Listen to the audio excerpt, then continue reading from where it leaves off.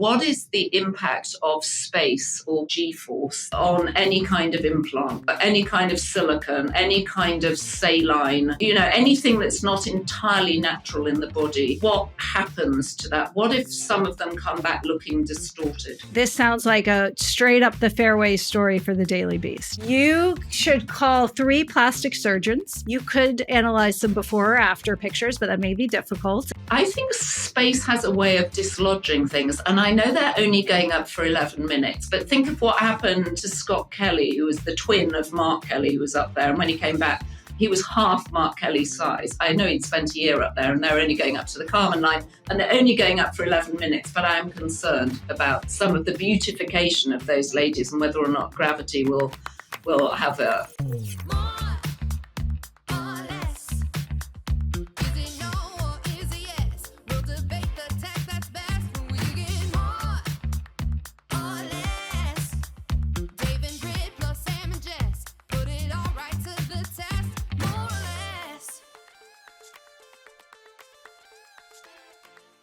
Well, hello, and welcome to a very special episode of More or Less. I've got to say, gang, I am the only one here standing. Of the quad, the Morans, they're off. The lesson, Sam, he's off. These people take a lot of vacations. Can I just say, as a recent convert, more or less, they're always on holiday. This is what you tech people do. Here's the secret, Joanna. The venture capitalists can really do their jobs from anywhere. No, I'm just kidding. But it is spring break for the Morans.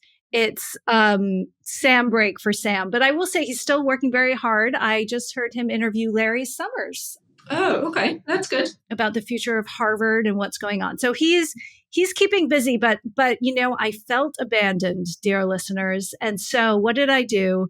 I called up one of my favorite people to chat with, whether it is over a glass of wine or over some big media scandal that's unfolding, or whether it's pulling out my hair about what to do with the information. So I am here with the lovely Joanna Coles. Joanna, thank you for being here.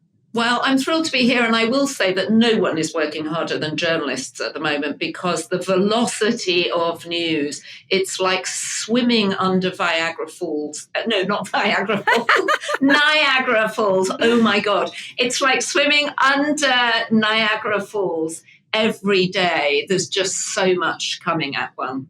I am just, it's not going well so far, is it? I feel like I'm getting... No, you are nailing the more or less vibe, which is absolutely this.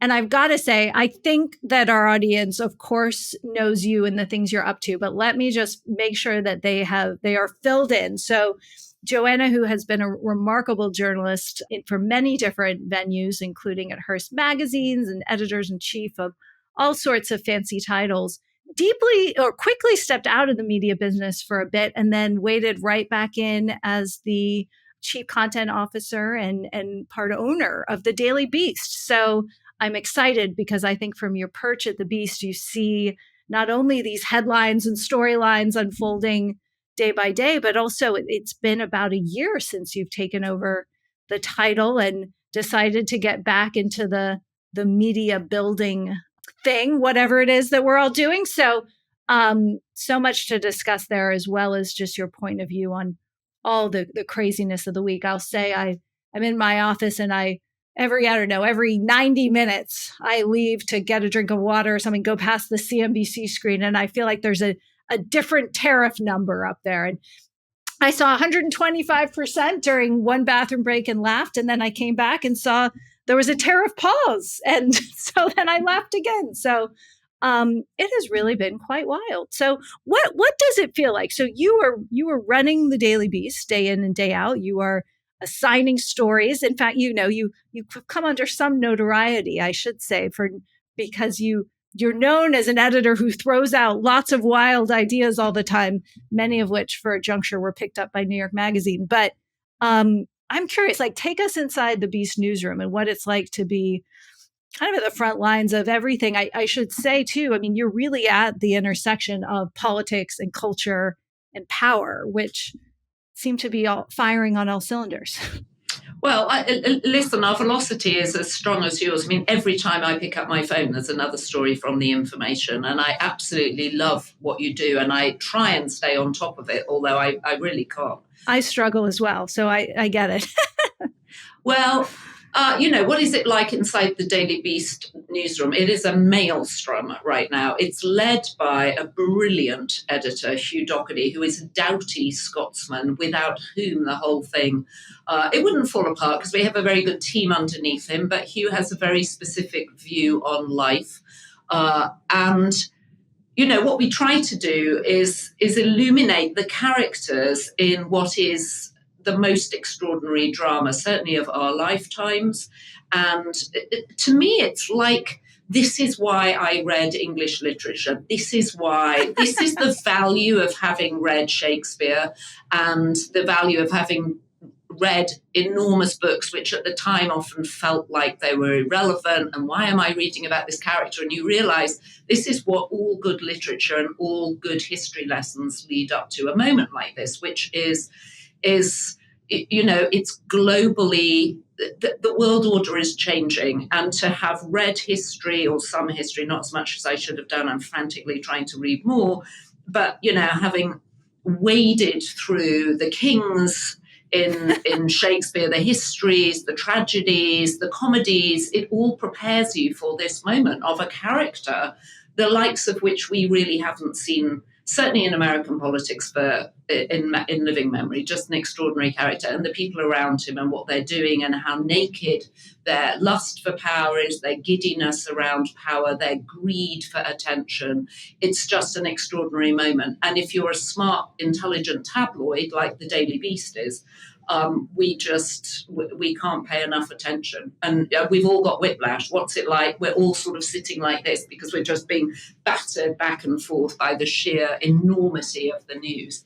Mm-hmm. What do you think is emerging? I mean, I think it's probably true of every newsroom feeling the same thing. I'm curious, as that smart, intelligent tabloid, like what angles are you taking, right? Like what and sometimes what I love in conversations with you, and I was listening to some of your podcasts, and everyone should listen. Joanna and Samantha Bee have a wonderful Daily Beast podcast. And I feel like you're always saying, how crazy is this story? How crazy is this story? And so I'm curious what is sort of at the moment, work that you have done or things that you've seen that have really jumped out at you as sort of epitomizing this Shakespearean nature of the moment.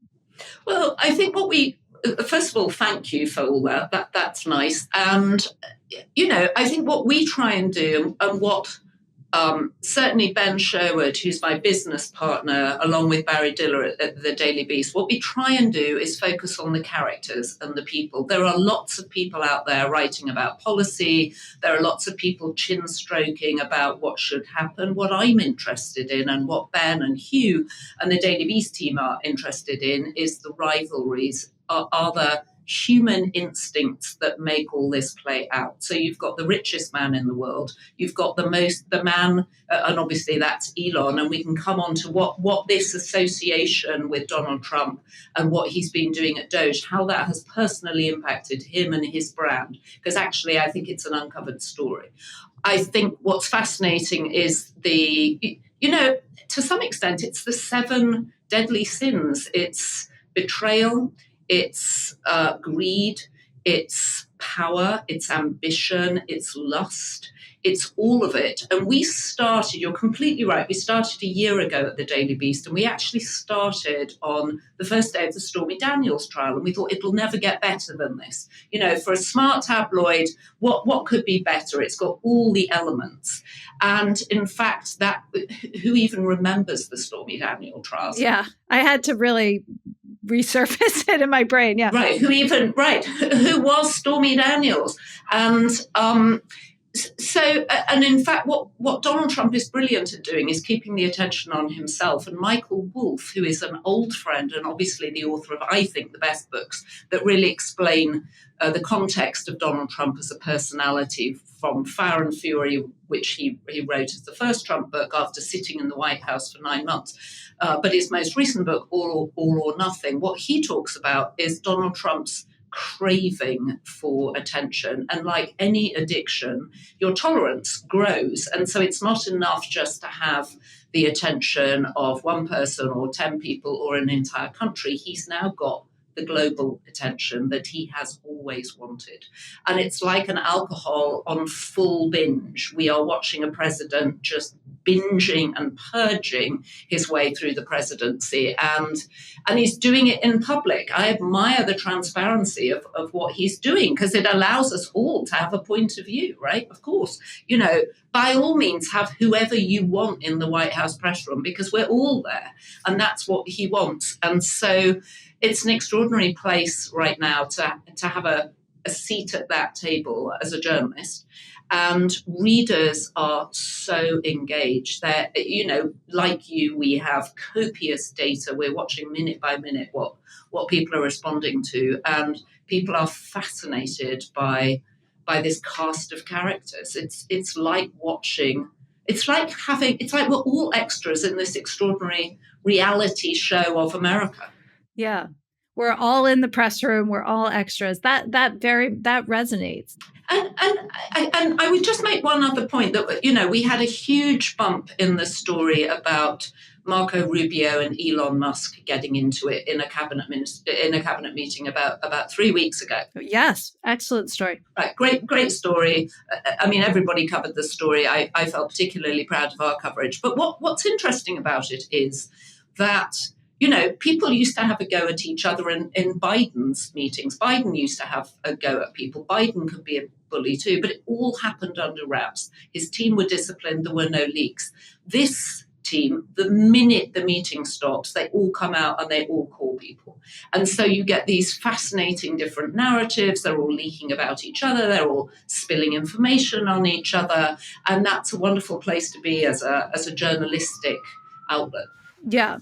I feel like part of my job is to introduce the more or less community, which is very, very techie, to some of the inner workings of the media business, because I think these are still two very separate planets, honestly, in many ways. But speaking of that, so one of the characters in this drama is obviously Elon, and we debate on this pod nonstop, genius, idiot. I mean, obviously not an idiot, but where is it going? I'm curious from your vantage point, where do you place Elon in this drama? And does it feel like there's been a turning point and he is maybe retreating from DC a little bit head in hand? Or I'm curious what the chattering is out there and how you see it.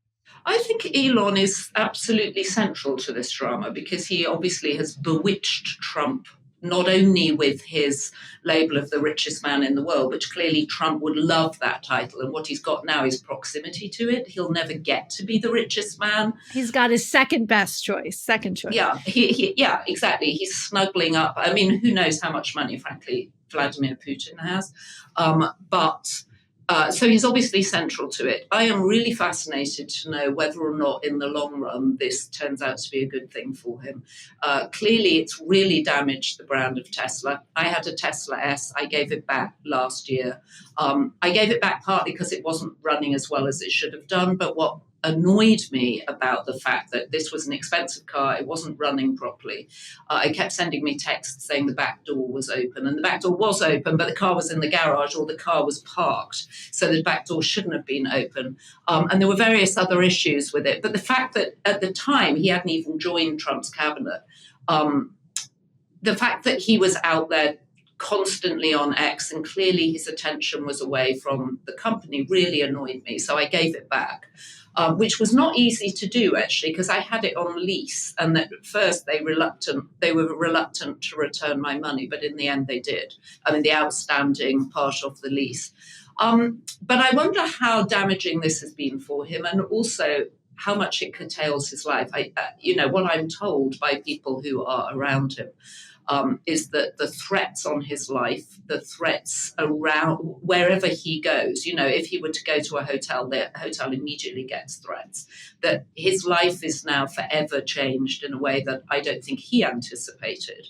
And I heard him speak the other day where he was saying he was really just a Clinton Democrat, and this was all about trying to cut the deficit and get to a sort of surplus in the way that Bill Clinton had managed to do. And that's really all he was. And it just sounded ridiculous. And you just think this is completely the wrong way to use Elon Musk, that Elon Musk is clearly, brilliant in many ways. We should have started a Department of Enterprise and had him lead that as creative leader, putting him in charge of just cutting everything willy-nilly.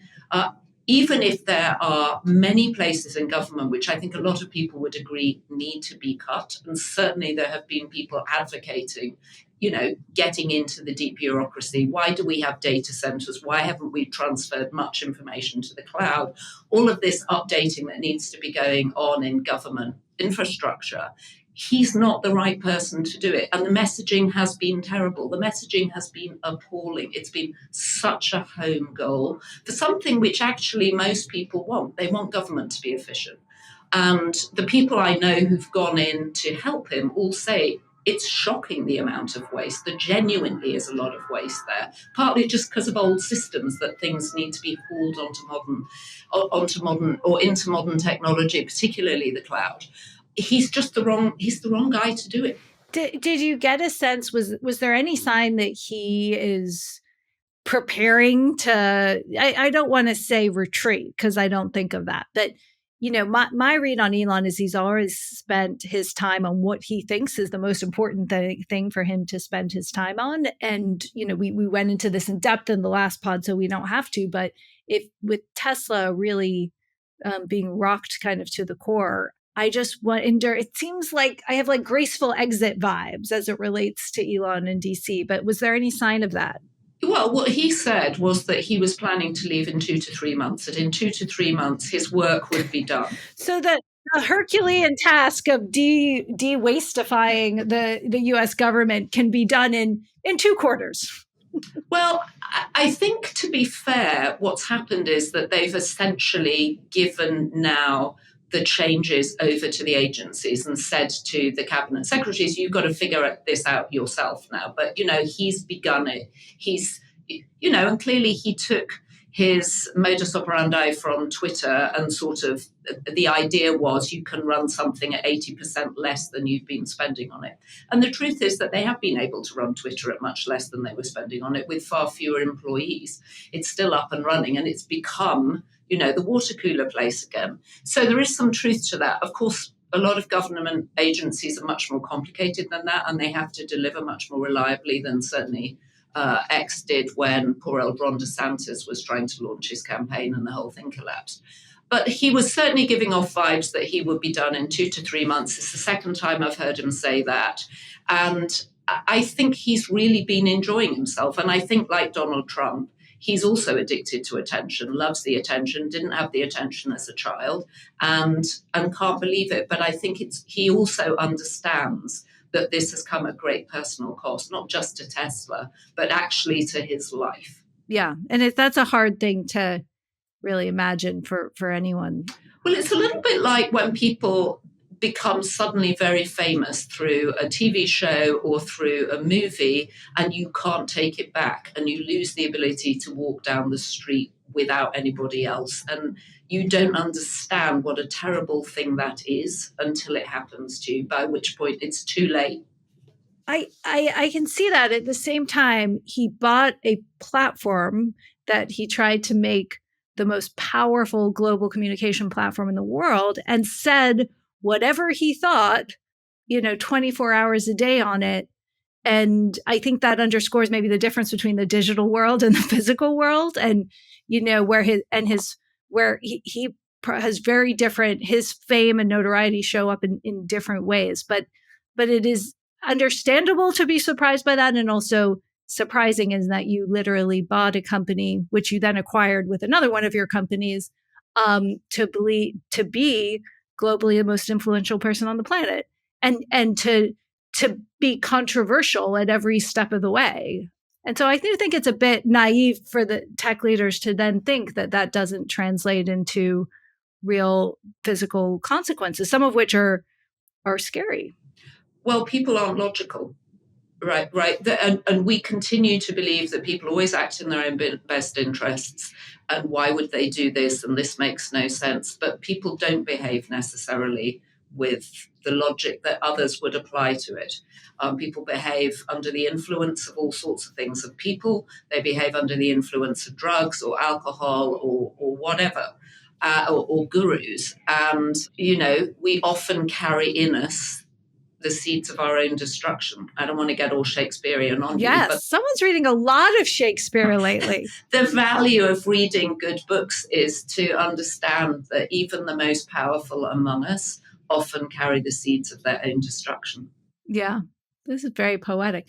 Well, we have to zoom one click even further. So Elon, we've got to talk about Silicon Valley. And, the Valley's been in this incredible, what's so interesting to me about this week and what I've been saying in every meeting. And again, this week, we're in the middle of the week and already we've seen the economy, the markets completely, rocked by the tariff news. Then we've seen, as of taping this, they've recovered like all but 2% of their 5-day losses because now some of the tariffs are on hold. But it feels to me like very much whatever the volatility to come is, and it will be there, could be a real tide going out Silicon Valley moment, and covering the tech industry. And I think you've seen this as an editor. There are moments when the hype gets really high, and then there are moments when just sort of even subtle changes can really separate the winners and the losers pretty quickly. And I'm particularly interested, AI, you could be the biggest believer in what the technology could do and still see this moment as a very hypey, frothy one with all the money flowing around and all of that. So I kind of felt, the earth move a little bit in that respect, and that it feels like that this could be a very big moment of reckoning for the tech industry on a lot of fronts. What do you think of that? And I'm not, perhaps you haven't, you haven't been thinking about it as much as I have just with our different jobs, but you're on the board of Snap. You're very close to a lot of tech founders. What do you think this moment means for Silicon Valley? It's a great question. And I'm definitely not in the heart of it like you are. I do think that there is enormous anxiety around the speed with which the Chinese have caught up with AI. And that sense of, oh my goodness, they're doing it cheaply, they're doing it effectively, they're doing it quietly. And that is what I'm hearing from my friends in Silicon Valley. I think actually the White House appointing an AI czar in David Sachs and Sriram Krishnan going in there. Arguably we should have been on this 5-10 years ago and we've been slow. And what I'm hearing from everybody is that you may not like David Sachs, you may not like Sriram Krishnan, but at least they're there and they're trying to accelerate. And of course, there's anxiety around, from some people, we need more regulation. And then there's anxiety that we've got too much regulation. And certainly, arguably, under the Biden government, there was too much regulation and they didn't feel at all business friendly. I certainly felt frustrated when I was working briefly in finance, having to deal with all sorts of government agencies that it was shocking how unresponsive they were, and yet they're arguably representing us. So I'm not unsympathetic to the need to speed up certainly around regulation. But what I'm hearing is the great anxiety around the Chinese just coming in over the top of Americans with a much cheaper version of AI that countries around the world will end up using. And China will have direct access to all their information. Yep. It's fascinating to see. We've done a lot of reporting at The Information about businesses that sort of say, we're not increasing our spend right now because we're getting efficiency gains from DeepSeek and all these other models. And so, I think there is, and I don't know, I'm not trying to, I don't know if you feel this way, but I feel one of my jobs is to try and I'm always trying to think 6 months ahead. I'm also trying to think 6 years ahead, but I'm not very good at that. But just sort of the 6 months ahead. And I think we're starting to see the AI startups whose numbers don't quite add up, and the investors are asking questions. We're starting to see, yes, in this case we have real competition, but from China and DeepSeek, I think it's also there's some finger pointing that could go on. We've also seen that the models haven't been getting the efficiency gains and the training gains they thought they would get before, and there's just so many factors. And yeah, it feels very fragile, which people will just accuse me of being a negative journalist on this. But, it's a moment where then you add what could happen to the economy. You add the capital market. To think we would have predicted at this point, we'd be the next wave of tech IPOs, right? And one or two just got out, and now everyone else is sitting tight. So, well, I heard on your podcast last week that GPT was being downloaded by 1 million people an hour, which I found astonishing. So there's clearly a hunger for good, effective LLMs and AI for people to use in their regular life. But I agree that it's just too uncertain right now. Yeah. And it's unclear who's going to lead the pack. And where's the $50 billion from SoftBank going to come? I get there's just layer upon layer. And so that's what makes the story so fascinating. But I definitely think, we all have our spidey senses out for those. The other sentiment, and this is related, is, if you talk to the leaders of the largest companies right now, they're okay with some instability because they just have to weather any storm better than the next guy. And this also, this reminds me of all the way back to 2008. I've been covering these companies that long. People are kind of okay with maybe a shock to the system if it weeds out some people, and the big guys can always weather through a little better. Though we'll see, we could have a Meta FTC trial starting next week. So, well, I think, the other thing that I'm hearing, certainly from CEOs, is keep your head down. You just don't want the attention. Nobody wants to be targeted by Donald Trump.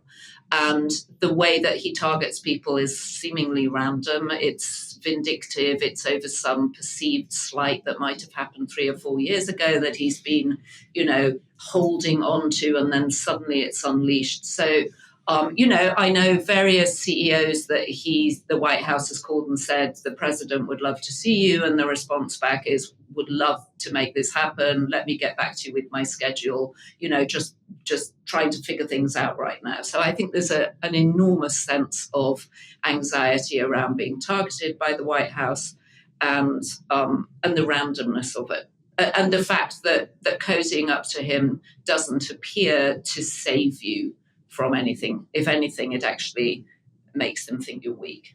Yeah. Well, that is a lesson I think maybe the tech CEOs should learn, because by all accounts, they're still meeting. I just saw Jensen one. Obviously, Mark has been in the press for meeting with Trump, and we all have that image of the inauguration, or at least I do. Maybe this is my job, but of the inauguration with all the CEO standing behind him. So it will be very interesting. And it's April, right? So it's still. Yeah, we're 8 weeks in. We are 8 weeks in. Wonderful. Well, let's switch gears a little bit, and tell us more about you. You've referenced having heard Elon speak lately. I know there are many fancy conferences out and about, but what else are you picking up as sort of the big themes of the conference circuit at the moment? And I won't reveal your sources on this one, but what are the insiders talking about? This is everyone in Silicon Valley. You think you're in the room. You weren't in this room. So maybe some of you were in this room, but. Well, I would say that I think one of the things that is striking people in business, or certainly the people I've been talking to, is the giddiness and the excitement with which some of Donald Trump's cabinet are are talking about their own power. And in particular, Howard Lutnick telling people that we actually had this story in our gossip column this week. We have a new gossip column, which I highly recommend to anybody in the Valley who's interested in understanding politics, because it's called The Swamp, and which I love as a title. It was Ben's idea for a title. But we have a very good story in it this week about Howard Lutnick telling people that, in fact, he hired Elon and he told Elon what to do. And the moment he said it, people realized that he was just high on his own supply, and that, Elon was never going to be hired by Howard Lutnick.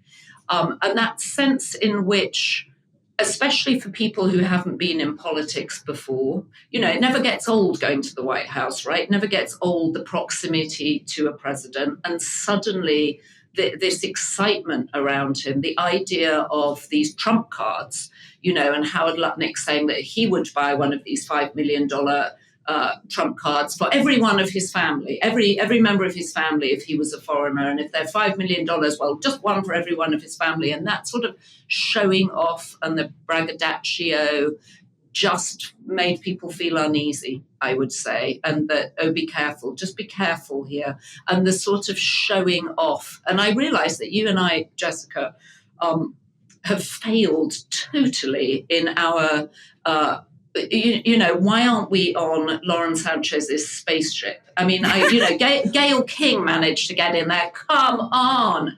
So bad, right? So bad. But would you go up?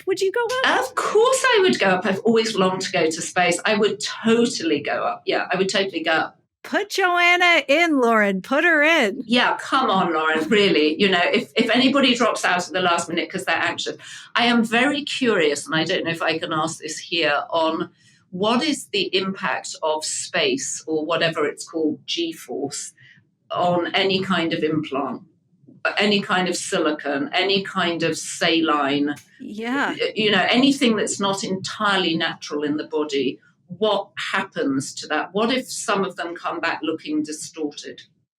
This sounds like a straight up the fairway story for the Daily Beast. I think you should call 3 plastic surgeons and get, and you could analyze some before or after pictures, but that may be difficult. And, I think space has a way of dislodging things. And I know they're only going up for 11 minutes, but think of what happened, to Scott Kelly, who was the twin of Mark Kelly, who was up there. And when he came back, he was half Mark Kelly's size. I know he'd spent a year up there, and they're only going up to the Kármán line, and they're only going up for 11 minutes. But I am concerned about some of the beautification of those ladies and whether or not gravity will have a... This is a fascinating question. I'm also concerned because Katy Perry seems to also be, and I got to hear her. I went to the Breakthrough Prizes last weekend. What fun. I would love to have gone to that. Was it really, it looked amazing.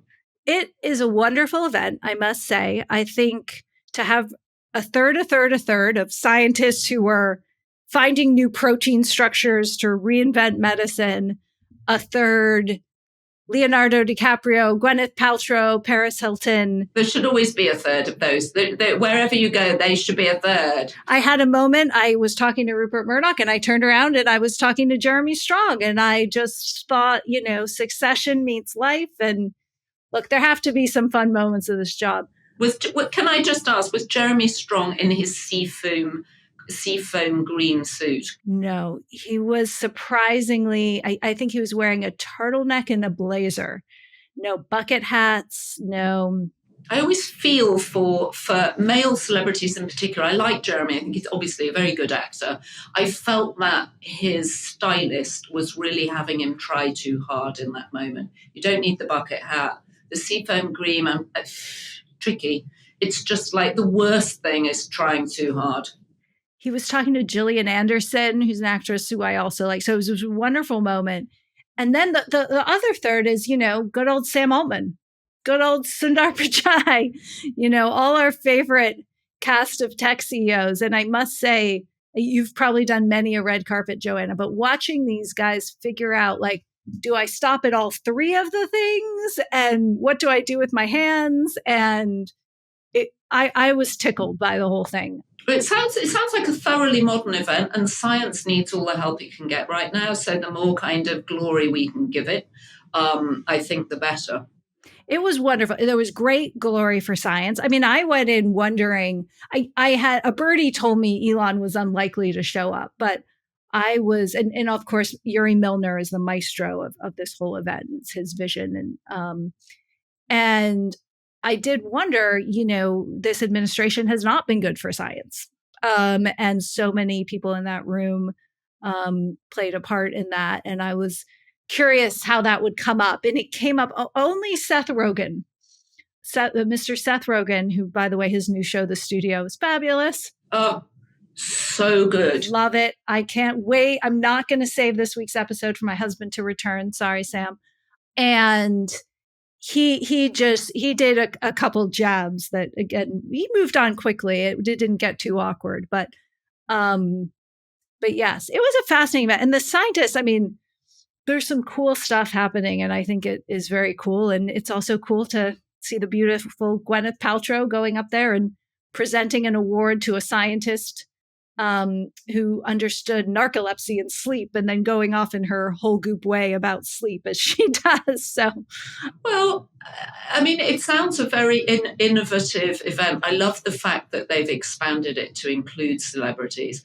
And, if only we weren't withdrawing grants from universities across the country that are doing essential research, if only we weren't, withdrawing any national health grants from, life-saving cancer treatments. It's really disturbing. And I'm sorry more people than Seth Rogen didn't speak up, because it takes people speaking up and being brave about this stuff. Yeah. The scientists did. I mean, to think that, the number of PhDs and falling, and there's no, the scientists brought it up more, but the presenters were more on script, so to speak. You know who has a PhD? Peter Navarro. Can you believe it? Peter Navarro has a PhD from Harvard. Is it in economics? Trade law? It's in economics, as far as I know. And it's, Trump's tariff advisor has a PhD from Harvard. How is that possible? I wonder if Larry Summers taught him. I should ask Larry. Totally ask him. Yeah. Can I bring up another pop culture moment? And I have a prop here, but I promised you. Do you know what this is? Viewers, I'm holding a time capsule. I can't read what does the word say on it? Okay. The word says "as ever." Oh, of course. Can I make a small point? This is a very good example of a design flaw, that although the silver on the pot looks spectacular, you can't actually read it. It's just something that designers do all the time, thinking about themselves and about design. They're not thinking about the customer. True. We are doing this over an internet connection. But for all you listeners, if you're not watching the YouTube, where have you been? But please, I don't even know what to describe this. I think it is called keepsake packaging. Keepsake. Oh my God. I'm just beside myself. You're the first person I've talked to who's actually got this lovely raspberry spread from Megan Sussex. Oh, by Megan Sussex. Yes, you're right. Did I get that right? You did. Mindy Kaling got slapped for saying, who would have thought Meghan Markle would be living like this? And she was like, actually, I'm Megan Sussex. Yeah. But anyway, for those of you, I know like our 90% male audience now is gone. No, just kidding. But anyway, I'm demonstrating and showing off the Megan Sussex jam, which I received, not just to do that. I also, by the way, have... I think there's only 50 jars, Jessica, so it's incredible. No, I think there's more now. Here's the crate mix. Oh, how did you get this? Did she send it to you because you're an influencer? You're an influencer. She sent it to me, yes. Yeah. You are what's that? Is that the crate? That's shortbread cookie mix. But the last one here. Shortbread's pretty... The thing I have about the mix is, can I just say, they're very, very easy to make your own mix. Very, very... It's basically just salt and flour. And then you add a bit of water or something. I think you're missing the point. Then you couldn't sell this for $14. So true, you couldn't. But you wouldn't need to buy it for $14 either. You wouldn't need to buy it. These, I gotta say, do you know what these are? Oh, it's the sprinkle flowers. I need to get that. Can you send me those for Sam B? Sam is obsessed. Samantha B, who, as we remember from The Daily Show, we love from Full Frontal, we do a podcast together, which you referenced. She's obsessed by Meghan's need to sprinkle flowers on everything she does. And in fact, she actually bought me some edible flowers, and we sat and we tried to eat pansies, one of our podcasts, which didn't go well. But I would love to get my hands on that. Well, I don't know that I can part with these. These are very hard to get. They sold out. The honey sold out in 1 hour, I read. But I'll consider gifting you my flower sprinkles. Well, I tell you what, just send me the empty box. This is how desperate I am, Jessica. This is how close I need to be to royalty. Yeah, then I'll fill it with some, old scraps from Central Park. I'll go and pick up some daisies and dandelions, buttercups, put it in there. I'm kind of having this idea now, and this seems very in the Meghan spirit, like the sort of like friendship flower sprinkles, like you empty the tin and then you pass it on with and then you send it to another woman, and this could be a thing. Oh my God. So it's like the sisterhood of the traveling pants, but it will be the sisterhood of the traveling sprinkles. Yeah, I love it. If you send it to me, I promise I'll send it on to Sam. Great. We're going to do this. This is good. It's the new ice bath challenge. It's going to have like a TikTok moment. But I walk at you through these delightful props to be, what is your view on Meghan and the media moment, influencer moment, like it for everything that is been overanalyzed on her? There's just no doubt. It's fascinating. She is now out there building her brand, which, by the way, I mean, there's a lot to admire in the brand, like the consistency of the brand. But what is your view? And you've been a royal watcher for some time too. Well, I have, and you said that one of the things you said earlier was about trying to explain the media to the tech world. Yes, this is what we're doing. Right, and one of my favorite stories that I always try and use to explain royalty to Americans, and about the tabloid press in particular, and about the media. And it's what's going on in Washington at the moment. But one of the most extraordinary things that people find hard to believe is that Meghan's late, I guess Diana would have been her mother-in-law, when she was in the process of getting divorced from then Prince Charles, now obviously King Charles, would get into the car of one of the reporters of the Daily Mail once a week. They would drive around London. She would tell him all sorts of things. She would tell him, Charles is doing this, Camilla's back on the scene, this is what I'm going through, blah, blah, blah, blah. The Daily Mail would then write the story the next day, and then Diana would come out with a full-on denial, saying, this is outrageous, I'm going to sue, why is everybody torturing me like this? And that family has got such a peculiar relationship with the media. They were briefing against themselves, members of the family. It's one of the things that Harry talks about in his book Spare, which I certainly couldn't put down. That his camp and his brother's camp were briefing against each other. So I'm very sympathetic to Meghan in some ways in terms of actually what she had to deal with the palace, because it's unlike any other institution you can imagine. But I do think the weird thing, and Tina Brown points this out in her book, The Palace Papers, which is an excellent book to understand the women of the royal family. Yeah. So, unputdownable, is that Meghan gave up, I think unwittingly, the very thing that made her special, which was being a princess. And she obviously wanted to be a princess, and she was a duchess, but she would have become a princess. And the proximity to the royal family is actually what made her interesting. And now she's back in America. She's like every other celebrity, scrabbling for attention, not even an A-list celebrity. She's scrabbling for attention. And she should go back and do what she was good at, which is being an actress. It's hard doing your own kind of hostess business like this. She's not particularly interested, I don't think, actually in content.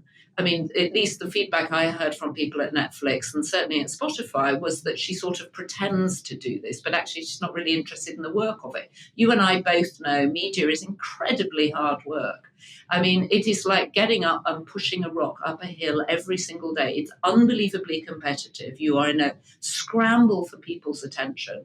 And I don't know why she wants to do this. Why didn't she stay as a princess, help people? Because she wanted to make a lot of money. And they tried to do the Sussex brand, and the Queen wasn't having any of it. And she was like, no, you've got unlimited wealth here in England, which is different to riches and loads of money in the bank, but you've got access to anybody. You can change people's lives in many different ways just by being there, just by illuminating all sorts of terrible things going on in the world. You can have real soft power. And instead, she's, hanging out in Montecito, scrambling to make jam, which once you see it on the shelf of even the most gourmet of delis, is just another jam. Yeah. I think she wanted to call it a jam, and the FDA made her call it a spread or something. Right, a fruit spread, right. I'm very I don't know what I'm supposed to do with this. Actually, I do. I'm supposed to put things in it. Well, I think you're supposed to display it to show that Meghan chose you, Jessica Lesson, to send it to. And then I think you're supposed to write beautifully calligraphed notes and recipes and little motivations to yourself, like, you go, Jessica, you got this. I do. I mean, I watched her show, and I now put berries on my kids' waffles, and we're going to call that a moment of delight, That's worrying to me that you didn't know that your kids should have antioxidants in their blueberries every day. I will feed my boys in the morning whatever will go in their mouths. So good attitude. Yeah. Okay. Well, it will be to be continued on the Meghan story.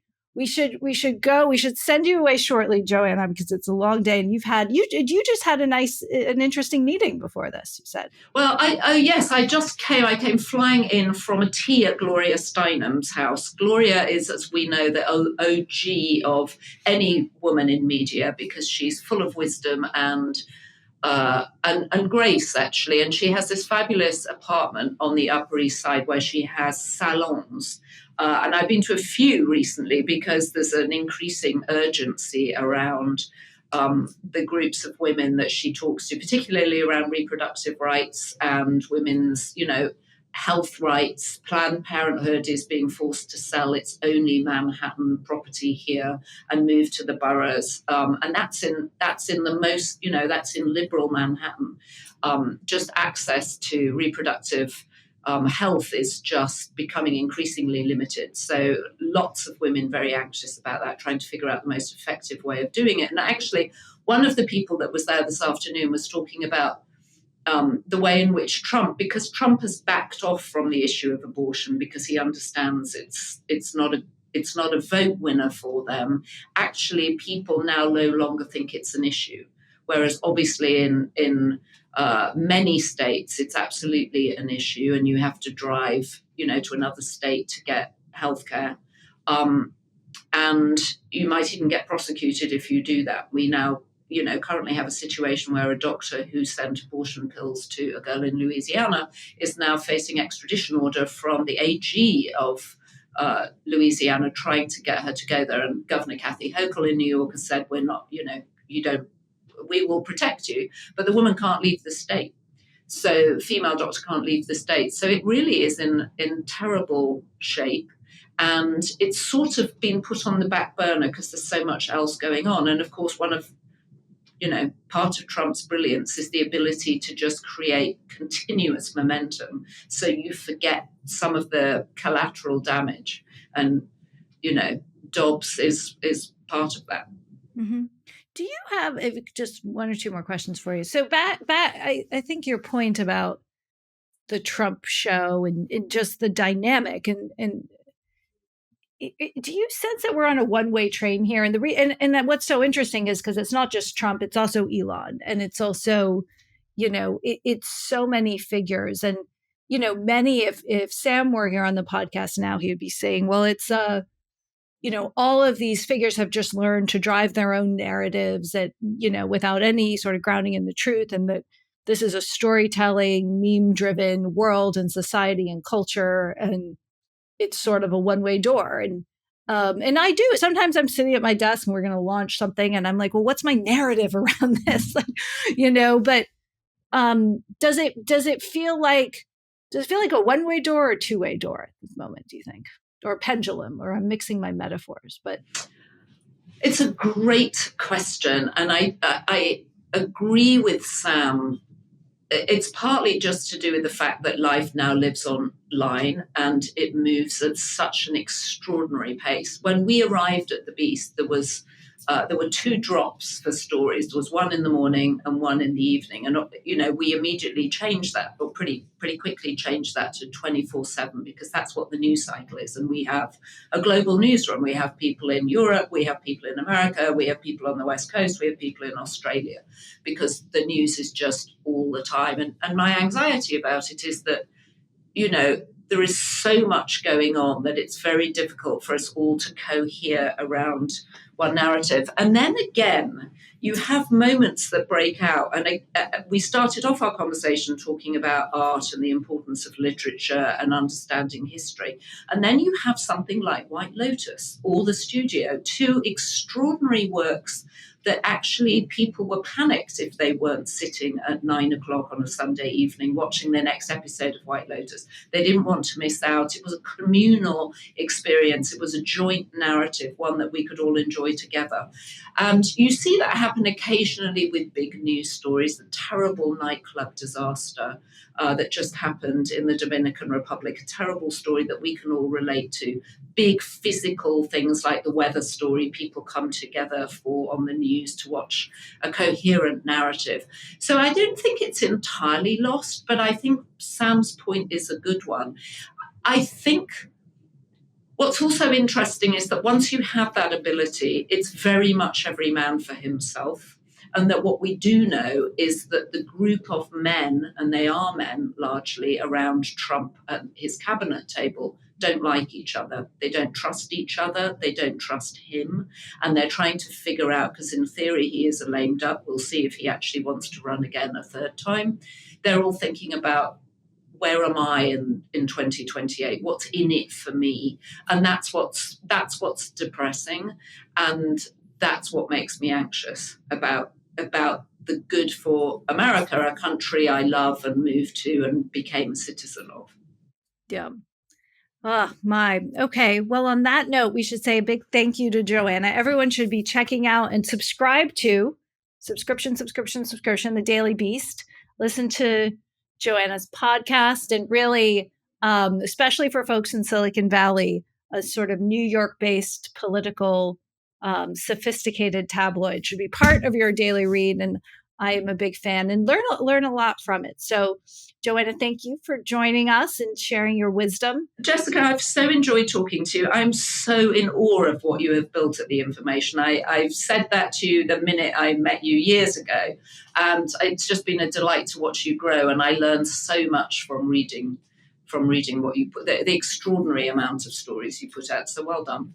Thank you. It's a very exciting time for us and for the newsroom. And you know what? I had some product meetings, Joanna, this week that really, really fired me up. I'm sure I know, like, you get in the weeds there too, but just thinking about new ways to deliver information to readers. So, oh, that sounds exciting. I said in a meeting, we're going to launch this summer. Jaws dropped. That's what I was going for. So we'll see. Stay tuned. But there's a lot cooking, and I'm going to see you in New York in a couple of weeks. We'll catch up, and I'm looking forward to it very much. Good. Me too. And I'm very excited about your new way of delivering information. You've immediately panicked me that, oh God, I'm behind.